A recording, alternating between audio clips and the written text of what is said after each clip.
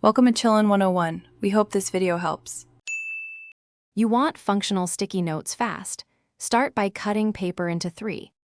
Once your pads are cut, align the stack and clamp lightly so edges are flush. You will apply a thin band of repositionable adhesive, about 1 mm thick, along one short edge. This gives stick without residue. Make sure to brush the glue evenly and remove excess. After coating, let the adhesive tack for 10 to 15 minutes. This increases grab while keeping repositionable qualities. Test a corner before removing clamp and proceed only if notes peel cleanly.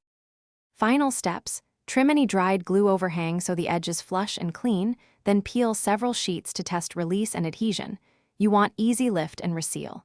If notes tear or fail to stick, recoat only the top 1/2 of the edge with a lighter touch and let tack longer. Repositionable adhesives can be layered thinly. Make sure sheets are stored flat and dry. A common fix is a thin second coat rather than a heavy first coat, which causes stiffness.